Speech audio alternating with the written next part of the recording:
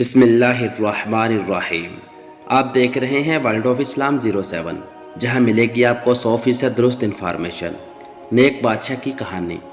ایک ملک کا بادشاہ بہت رحم دل اور نیک تھا۔ وہ رایا کے حق میں بہت اچھا تھا، چنانچہ تمام رایا اس سے محبت کرتی تھی اور اسے خوب دعائیں دیتی تھی۔ اسی ملک کے ایک دور دراز گاؤں میں ایک کسان رہتا تھا، جس کی یہ خواہش تھی کہ وہ اپنے نیک دل بادشاہ کی زیارت کو جائے اور اس کی خدمت میں کوئی تحفہ پیش کرے۔ اس نے اپنی بیوی سے کہا کہ میں بادشاہ سے ملنے کے لیے جانا چاہتا ہوں اور میری خواہش ہے کہ میں اسے کوئی تحفہ بھی دوں۔ تم مجھے مشورہ دو کہ میں بادشاہ کے حضور کیا تحفہ لے کر جاؤں۔ بیوی نے کچھ دیر سوچا اور کہا کہ بادشاہ کے پاس تو ہر چیز ہوگی، ہم اسے کیا تحفہ دے سکتے ہیں؟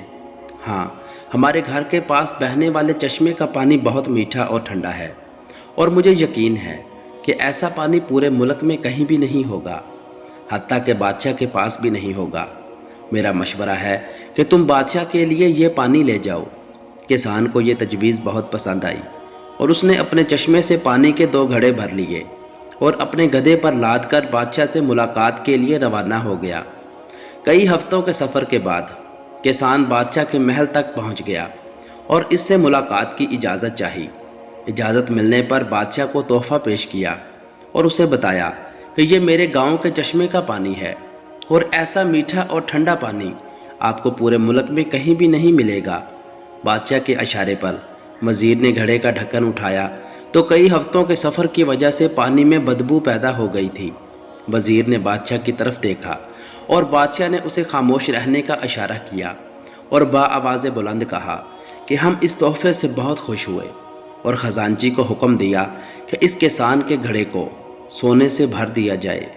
کسان بہت خوش ہوا۔ بادشاہ نے وزیر کو بلا کر چپکے سے کہا کہ پانی کو گرا دینا اور واپسی پر اس کسان کو اس رستے سے گزارنا جہاں ہمارے چشمے ہیں، تاکہ اسے علم ہو کہ ہمارے پاس پانی کے کتنے چشمے ہیں اور ان کا پانی کتنا ٹھنڈا اور فرحت بخش ہے۔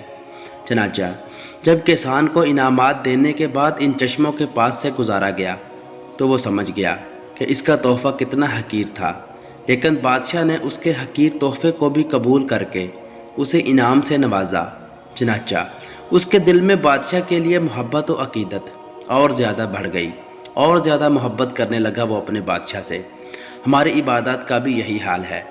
ہم جو ٹوٹی پھوٹی عبادت کرتے ہیں تو ہم اسے بہت اچھی سمجھتے ہیں اور اپنے مالک کے حضور پیش کرتے ہیں۔ ان عبادات کی حقیقت معلوم ہونے کے باوجود وہ مالک الملک نہ صرف ہماری ان عبادت کو قبول کرتا ہے، بلکہ انعام کے طور پر بیش بہا نعمتوں سے بھی نوازتا ہے، حالانکہ اسے ہماری عبادتوں کی ضرورت نہیں ہے۔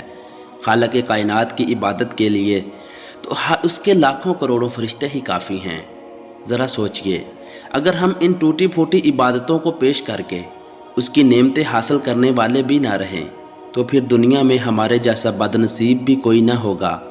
کس قدر دلچسپ اور انوکھی بات ہے کہ عطا کرنے والی وہ ذات اقدس تو ہر وقت دینے کے لیے تیار ہے، لیکن ہمارے پاس ہی لینے کے لیے وقت نہیں ہے۔ کاش کہ ہمیں اس بات کی سمجھ آ جائے، ورنہ جب مرنے کے بعد سمجھ آئے گی تو بہت دیر ہو چکی ہوگی۔ ہمیں ابھی سے سوچنا ہوگا۔ اللہ پاک ہم سب کو 5 وقت کا نمازی بنائے، نیک ہدایت عطا فرمائے۔ آمین ثم آمین۔ مزید ایسی ویڈیوز کے لیے میرے چینل کو سبسکرائب کر کے بیل نوٹیفیکیشن دبا لیں، تاکہ آپ کو ہر نئی آنے والی ویڈیو کا نوٹیفیکیشن مل سکے۔ اللہ حافظ۔